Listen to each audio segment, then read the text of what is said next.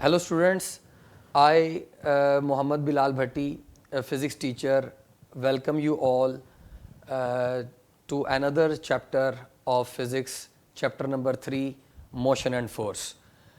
Surely this lecture will rectify and revamp your knowledge about the subject.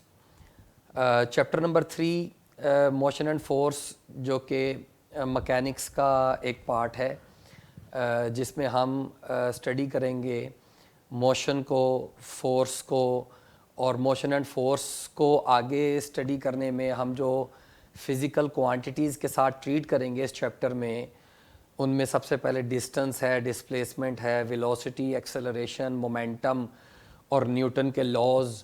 और उसके बाद इस चैप्टर में जो बड़ा इंटरेस्टिंग आगे पार्ट आएगा वो law of conservation of momentum है, जिसकी हम प्रॉब्लम सॉल्विंग टेक्निक देखेंगे प्रैक्टिकल।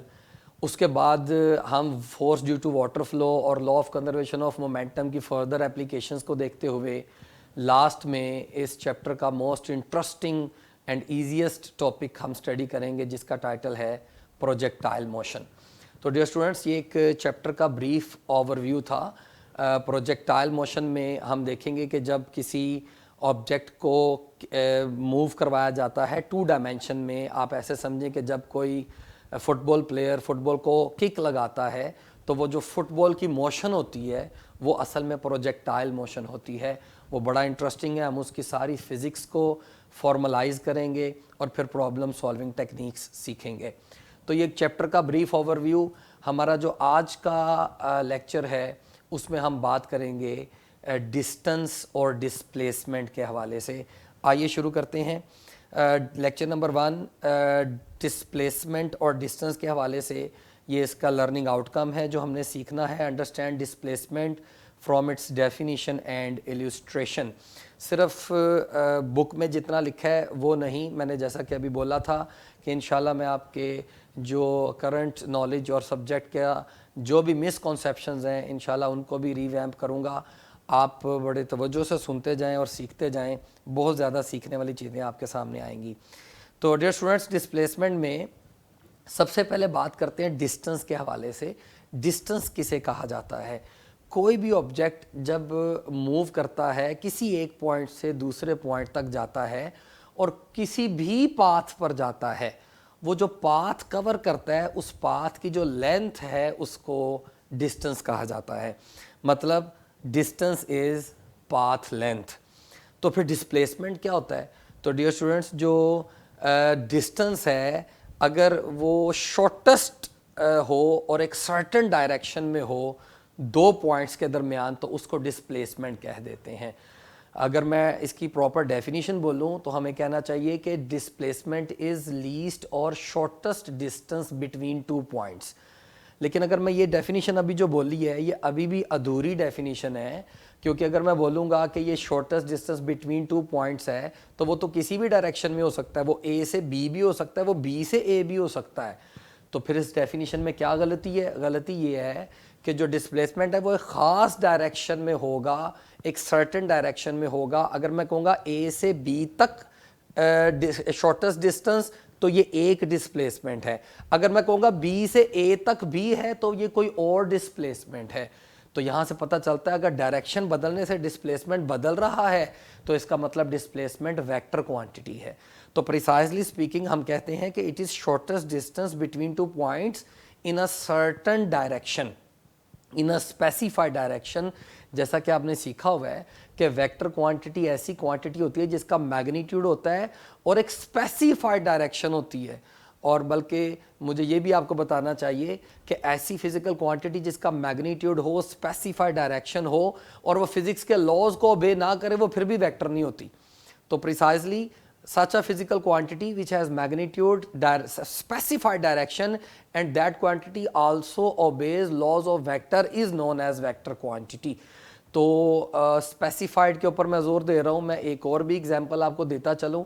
प्रेशर एक स्केलर क्वांटिटी है, हालांकि प्रेशर की बहुत सारी डायरेक्शंस होती हैं लेकिन कोई स्पेसिफाइड डायरेक्शन नहीं होती।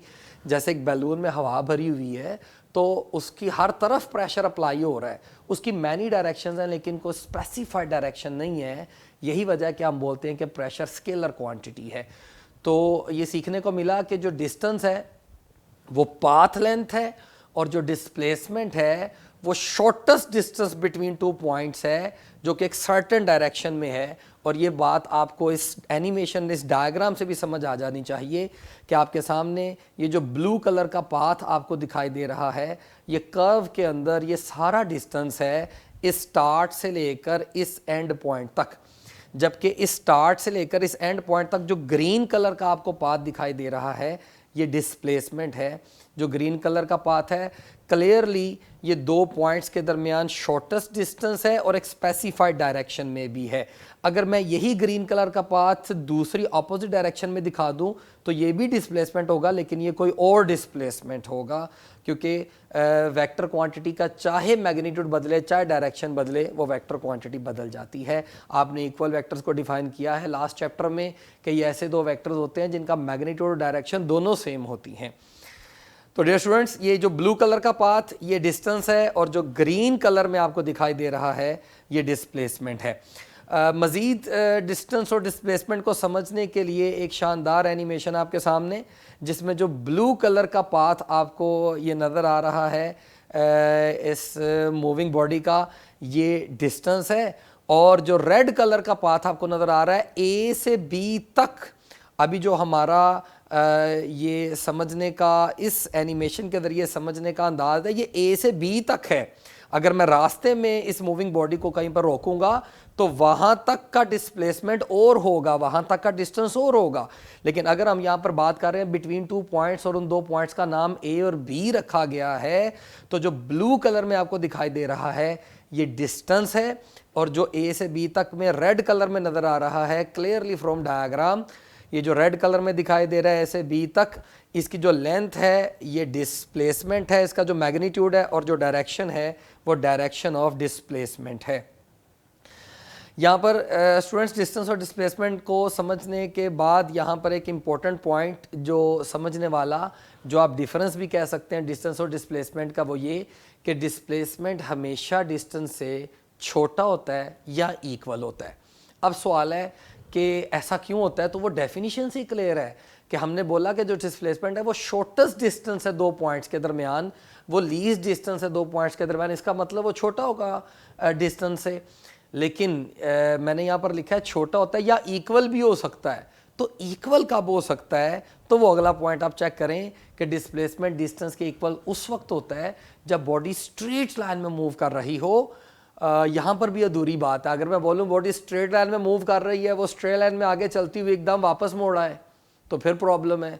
तो तभी प्रिसाइसली लिखा गया है कि डिस्प्लेसमेंट डिस्टेंस के उस वक्त इक्वल होता है जब बॉडी स्ट्रेट लाइन में मूव करती है और एक सर्टन स्पेसिफाइड वन डायरेक्शन में। तो ये वो स्टेट होती है जब डिस्प्लेसमेंट डिस्टेंस के इक्वल होता है। मतलब ओवरऑल आपने सीखा कि जो डिस्प्लेसमेंट है, displacement is always less than और इक्वल टू डिस्टेंस। एक एमसीक्यू अभी जो हमने सीखा उसी के ऊपर एक एमसीक्यू देखिएगा कि which of the following is correct regarding displacement and distance. असल में क्वेश्चन में रेशो बनाई गई है डिस्प्लेसमेंट और डिस्टेंस की, तो ratio of displacement to distance is, ये असल में क्वेश्चन है। ए ऑप्शन है इक्वल टू 1, बी ऑप्शन है लेस देन 1, सी ऑप्शन है greater than 1, D option less than और इक्वल टू 1। तो अभी जैसा कि इससे पहले कुछ देर पहले आपने सीखा कि जो डिस्प्लेसमेंट है ये हमेशा या तो छोटा होता है डिस्टेंस से और या इक्वल होता है। तो डियर स्टूडेंट्स, अगर तो डिस्प्लेसमेंट डिस्टेंस के इक्वल होगा तो ये कैंसल आउट हो जाएंगे, तो आंसर 1 आ जाएगा। तो इसका मतलब ए ऑप्शन करेक्ट होनी चाहिए, लेकिन नहीं, ए ऑप्शन को करेक्ट कहूँगा तो फिर अगली मिस्टेक हो जाएगी कि दूसरी स्टेट ये होती है कि डिस्प्लेसमेंट डिस्टेंस से छोटा भी हो सकता है, और अगर न्यूमरेटर छोटा और डिनोमिनेटर बड़ा हो तो इसको प्रॉपर फ्रैक्शन कहा जाता है और जवाब हमेशा लेस देन 1 आता है। तो इसका मतलब जो करेक्ट ऑप्शन है वो ये होनी चाहिए कि अगर डिस्प्लेसमेंट डिस्टेंस से छोटा होता है तो जवाब या तो या इक्वल होता है तो जवाब या तो 1 होगा या लेस देन 1 होगा। तो क्लियर जी, जो करेक्ट ऑप्शन है वो है delta, means ratio of displacement to distance is less than और equal to 1। Next MCQ dear students, आगे अगला जो एमसीक्यू आपके सामने आ रहा है ये स्पेशल एमसीक्यू वो है जो एमडी कैट में भी पूछा जा चुका है, इसी जैसा एक सवाल पूछा जा चुका है, लेकिन मैंने उसको ज़रा आसान करके आपकी खिदमत में रखा। क्वेश्चन है, a particle is moving in a circular path of radius R, यानी इस सर्कुलर पाथ में पार्टिकल मूव कर रहा है, आप ऐसे कह लें। The displacement after half a circle from A to B would be. तो डियर स्टूडेंट्स, अगर तो इस क्वेश्चन में वो डिस्टेंस पूछता ए से बी का, तो मैथमेटिक्स में हम जानते हैं कि ए से बी जो तक आने में हाफ सर्कल है, और हमने सीखा हुआ है जो पूरे सर्कल की लेंथ होती है उसको सरकमफेरेंस कहा जाता है, जो कि 2 पाई आर होती है। और अगर हाफ लेंथ की बात करें ए से बी, तो वो 2 पाई आर का हाफ यानी पाई आर होगा। यानी अगर इस क्वेश्चन में डिस्टेंस पूछता ए से बी का, जो रेड कलर में आपको दिखाई दे रहा है, तो वो होता पाई आर। लेकिन क्वेश्चन में पूछा जा रहा है the displacement after half a circle from A to B would be. तो अगर डिस्प्लेसमेंट पूछा जा रहा है तो ए से बी तक क्लियरली नज़र आ रहा है कि ए से बी तक यहाँ तक का जो डिस्टेंस है वो आर है, मज़ीद यहाँ से लेकर यहाँ तक का जो डिस्टेंस है वो आर है। तो टोटल जो डिस्टेंस हो गया ए से बी तक, अगर शॉर्टेस्ट डिस्टेंस देखा जाए तो वो 2r है। तो इसका मतलब जो करेक्ट ऑप्शन है वो है चार्ली, सी ऑप्शन 2r। तो ए से बी तक जो शॉर्टेस्ट डिस्टेंस है वो 2r है, और अगर डायरेक्शन बताई जाए तो वो ए से बी स्ट्रेट डायरेक्शन होगी ए से बी तक, जो कि डिस्प्लेसमेंट होगा। तो डिस्प्लेसमेंट में दो चीज़ें, मैग्नीट्यूड भी, डायरेक्शन भी। तो ए से बी तक जो डिस्प्लेसमेंट का मैग्नीट्यूड उसने क्वेश्चन में पूछा था ऑप्शंस में, तो वो 2r है। अगर डायरेक्शन भी पूछता तो क्वेश्चन में हम फिर वो ऑप्शन सिलेक्ट करते जिसमें डायरेक्शन भी इन्वॉल्व होती, but here answer is Charlie. इसके बाद एक इंटरेस्टिंग वर्कड एग्जांपल आपके सामने, जिसमें क्वेश्चन है कि एक ऑब्जेक्ट मूव कर रहा है ए से C along rectangle shown in the figure. नहीं बताया गया क्वेश्चन में कि वो ए से बी और फिर बी से सी आ रहा है, और या ए से डी और फिर डी से सी आ रहा है। चलें हम इसको अगर नहीं बताया गया तो इसमें एक ये भी रीज़न है ना बताने की कि जो पाथ है वो तो साफ नज़र आ रहा है, इक्वल है, चाहे पार्टिकल ए से बी तक जाए या बी से ए से बी पर जाकर फिर बी से सी आए, या ए से डी पर आकर फिर डी से सी आए, साफ नज़र आ रहा है वो इक्वल है। तो हम मान लेते हैं कि वो इस पाथ को फॉलो करता हुआ आ रहा है।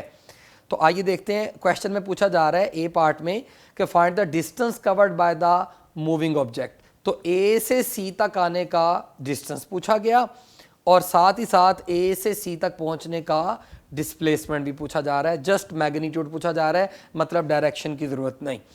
तो आइए डियर स्टूडेंट्स इसकी वर्किंग की तरफ चलते हैं।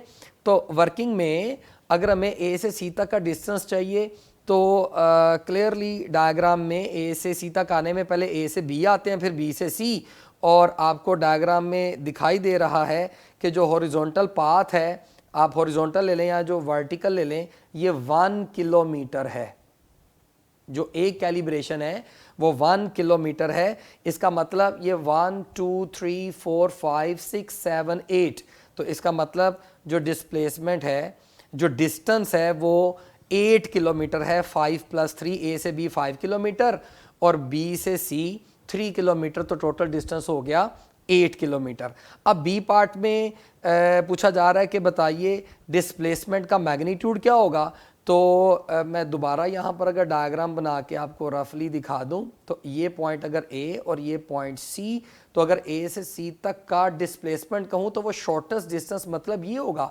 एरो का साइन लगाना ज़रूरी है क्योंकि मैं डिस्प्लेसमेंट की बात कर रहा हूँ, लेकिन क्वेश्चन में उसने सिर्फ मैग्नीट्यूड ही पूछा है, एरो की बात या डायरेक्शन की बात ना भी करें तो कोई इशू नहीं।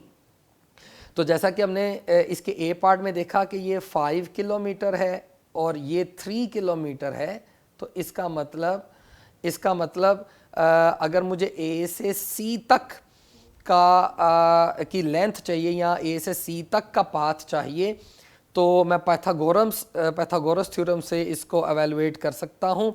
और पाइथागोरस थ्योरम से आपको क्लियरली मैं ये इरेज कर देता हूँ ताकि आपको ज़रा वर्किंग क्लियरली नज़र आ जाए। तो डियर स्टूडेंट्स, अब ए से सी तक जो पाइथागोरस थ्योरम के मुताबिक हाइपोटेन्यूज का स्क्वायर इक्वल होता है base square plus opposite square यानी base square plus perpendicular square. तो ए सी स्क्वायर होगा A B square plus B C square. A से बी तक 5 है, बी से सी तक 3 है, तो 5 स्क्वायर 25, 3 स्क्वायर 9, ऐड करें तो 34 आता है। अगर मुझे ये ए सी स्क्वायर 34 है, अगर ए सी चाहिए तो बोथ साइड्स पर स्क्वायर रूट करूँगा, तो ए से सी तक का जो मैग्नीट्यूड आ गया वो आ गया स्क्वायर रूट ऑफ 34 किलोमीटर, ये डिस्प्लेसमेंट है। तो बड़ी सिंपल सी एक एग्जांपल थी, आपको डिस्टेंस और डिस्प्लेसमेंट को समझाने के लिए मैंने एक वर्कड एग्जांपल का सहारा लिया ताकि आप समझ पाएँ कि अगर डिस्टेंस कहा जाएगा तो वो पूरी पाथ लेंथ लेनी होगी, और अगर डिस्टेंस कहा जाएगा तो हमें शॉर्टेस्ट डिस्टेंस लेना होगा, और शॉर्टेस्ट डिस्टेंस के लिए हमें पाइथागोरस थ्योरम भी यहाँ पर इस्तेमाल करना पड़ा। वो तो हम मैथ के कॉन्सेप्ट्स को और मैथ की टेक्निक्स को और मैथमेटिक्स का हम सहारा लेंगे, लेकिन बेसिक कॉन्सेप्ट वही है कि जो डिस्टेंस है वो पाथ लेंथ है और जो डिस्प्लेसमेंट है वो शॉर्टेस्ट डिस्टेंस है between 2 points in a certain direction. Students अब इसके बाद आखिरी हिस्सा डिस्प्लेसमेंट का जो कि हमारी टेक्स्ट बुक का पार्ट है कि हम डिस्प्लेसमेंट को डिफ़ाइन करें इन टर्म्स ऑफ पोजीशन वेक्टर। तो अगर हमें डिस्प्लेसमेंट को डिफ़ाइन करना है इन टर्म्स ऑफ पोजीशन वेक्टर, तो मान लें एक पार्टिकल मूव कर रहा है इस पाथ पर, एक्स वाई प्लेन में पार्टिकल मूव कर रहा है, ए से बी जाता है, फिर बी से सी आता है, और जैसा कि ऊपर लिखा गया है कि मैं ऐसा करता हूँ, इस पॉइंट ए के कॉरेस्पॉन्डिंग एक पोजीशन वेक्टर मान लेता हूँ R1, और इस पॉइंट बी पर एक पोजीशन वेक्टर मान लेता हूँ R2। आपने चैप्टर नंबर 2 में पढ़ा है कि जो पोजीशन वेक्टर होता है it always start from origin, और ये ओरिजिन से स्टार्ट होता है और ये स्पेसिफाई करता है किसी भी पॉइंट को। तो R1 पोजीशन वेक्टर है पॉइंट ए का, R2 पोजीशन वेक्टर है पॉइंट बी का। अगर मैं आपसे पूछूं कि ए से बी तक का डिस्टेंस बताइए, तो ये पूरी जो पाथ की लेंथ है ये डिस्टेंस होगा। जबकि अगर पूछा जाए कि ए से बी तक का डिस्प्लेसमेंट बताइए, तो ए से बी तक का जो डिस्प्लेसमेंट है ये शॉर्टेस्ट डिस्टेंस होगा बिटवीन ए एंड बी, जो कि ये होगा जो रेड कलर में आपको दिखाई दे रहा है। मैं इसे इरेज करता हूँ, अब आपको प्रॉपर नज़र आ रहा होगा कि ए से बी तक का जो डिस्प्लेसमेंट है ये रेड कलर का डी आपको दिखाई दे रहा है। तो यही लिखा हुआ है कि R1 is the position vector of A and R2 that of point B, then by head to tail rule. अच्छा, अब ये पॉइंट आ गया by head to tail rule. यहाँ पर स्टेट स्टूडेंट्स एक सीखने वाली बात है, आप देख सकते हैं R1 भी एक वेक्टर है, R2 भी एक वेक्टर है और D भी एक वेक्टर क्वांटिटी है। अब ये 3 वेक्टर और पॉलीगॉन एक बनी हुई है, और हमने चैप्टर नंबर 2 में सीखा होता है, आपने चैप्टर नंबर 2 में सीखा कि जब पॉलीगॉन मेथड यानी हेड टू टेल रूल को polygon method of vector additions भी कहा जाता है। तो हेड टू टेल रूल के मुताबिक जब वेक्टर्स को ऐड किया जाता है तो ऐड करने पर एक रिजल्टेंट वेक्टर आता है, और रिजल्टेंट वेक्टर की डायग्रामेटिकली पहचान ये होती है कि वो ऐसा वेक्टर होता है जिसका हेड से हेड मिला होता है और टेल से टेल मिली होती है। तो क्लियरली फ्रॉम फिगर आप देख सकते हैं कि इस डायग्राम के अंदर R1, R2 और D में से अगर फैसला करना है कि रिजल्टेंट वेक्टर कौन सा है, तो रिजल्टेंट वेक्टर यहाँ पर D डिस्प्लेसमेंट नहीं है, यहाँ पर रिजल्टेंट वेक्टर R2 है, क्योंकि R2 वो वेक्टर है जिसका हेड से हेड मिला हुआ है और टेल से टेल मिली हुई है। जबकि अगर आप R1 देखें उसके टेल से टेल तो मिली है लेकिन हेड से हेड नहीं मिला हुआ। अगर आप D वेक्टर को देखें उसका हेड से हेड मिला है लेकिन टेल से टेल नहीं मिली हुई। तो मैंने सिंपली आपको बताया, आप जिस बच्चे को, जिस स्टूडेंट को ये पता होगा उसके लिए तो बड़ी आसान बात है, लेकिन इंजन ने आखिरी डब्बे को भी साथ लेके चलना होता है। तो जिस स्टूडेंट को ये भूल चुका था चैप्टर नंबर 2 में, उसकी कन्फ्यूजन दूर करने के लिए मैंने ज़रा वजाहत से बता दिया सिंपल वर्ड्स के अंदर कि रिजल्टेंट वेक्टर की पहचान वो है जिसका हेड से हेड मिला है, टेल से टेल मिली है, और इसका मतलब यहाँ पर जो रिजल्टेंट वेक्टर है वो R2 है। तो जो R2 होगा वो इक्वल होगा R1 प्लस D, क्योंकि जो रिजल्टेंट वेक्टर होता है वो बाकी सारे वेक्टर्स के लीनियर सम के इक्वल होता है। तो हमें लिखना चाहिए मैथमेटिकली कि R2 is equal to R1 plus D। तो यहाँ पर एक मिस्टेकली माइनस का साइन है, इसको मैं प्लस कर देता हूँ, तो R2 is equal to R1 plus D। और अगर मैं यहाँ पर डिस्प्लेसमेंट को रीअरेंज करूँ, डिस्प्लेसमेंट को सब्जेक्ट बनाऊँ, तो displacement D will be equal to R2 minus R1, R2 उधर जाकर सब्ट्रैक्ट होगा तो D will be equal to R2 minus R1। तो ये डियर स्टूडेंट्स हमारे पास जो लास्ट फार्मूला आया डिस्प्लेसमेंट का, this is definition of displacement in terms of position vector. और अगर मैं इसको डिफाइन करूं तो द डिस्प्लेसमेंट साफ दिख रहा है, the displacement is change in the position of body. तो बेटे चेंज जो होता है बच्चों, इसका मतलब होता है डिफरेंस। तो ये दो पोजीशन वेक्टर्स का असल में डिफरेंस आपको दिखाई दे रहा है। तो the displacement is change in the position vector of body from its initial position to its final position. ये जरा बोल्ड करके लिखा हुआ है, आप जब लिखने में आप इसको लिखेंगे तो आप इसके ऊपर वेक्टर का साइन भी लगा सकते हैं। मैंने जहां जहां पर वेक्टर है वहां वहां पर इसको बोल्ड किया हुआ है। तो ये तीनों वेक्टर क्वांटिटी हैं कि displacement vector is equal to R2 final position vector minus initial position vector, या वर्बली आप लिखना चाहें the displacement is change in the position of body from its initial position to its final position. तो dear students, this is all about the concepts of displacement and distance. बड़ा comprehensive मैंने आपसे सारा कुछ share किया। अगर आपने ये लेक्चर बड़े अच्छे से सुना, समझा, नोट किया, तो फिर एक असाइनमेंट आपकी खिदमत में मैं रखता हूँ।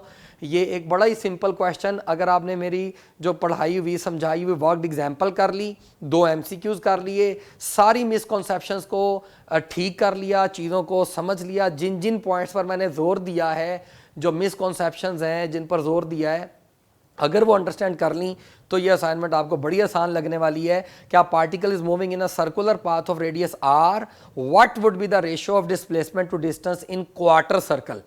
तो ये इंशाल्लाह आगे चल के जब एक असाइनमेंट के सॉल्यूशंस का मौका आएगा तो उस लेक्चर के अंदर और भी आगे असाइनमेंट्स आ जाएं तो इकट्ठी करके फिर मैं एक लेक्चर में उनको एक्सप्लेन करूँगा।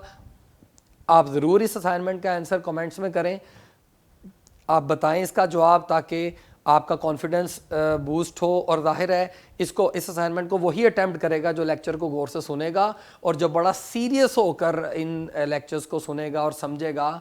जो क्योंकि सीरियस बच्चा वही होता है, सीरियस स्टूडेंट वही होता है कि जो ना सिर्फ इनको बर्डन समझ के सुनता है, बल्कि बल्कि कहना चाहिए वो इसको सिर्फ बर्डन नहीं समझता, बल्कि जो वो सुन लेता है तो जो असाइनमेंट दी जाती है वो उसको सॉल्व भी करने की कोशिश करता है और वो आगे से रिस्पॉन्स भी करता है। तो आज इसको यहीं पर कंक्लूड करता हूँ। इंशाल्लाह नेक्स्ट लेक्चर में हम सीक्वेंस के अंदर जो चैप्टर का अगला टॉपिक आ रहा है, हम सीक्वेंस में चलेंगे, वेलोसिटी उसको स्टार्ट करेंगे। तब तक के लिए अल्लाह हाफ़िज़।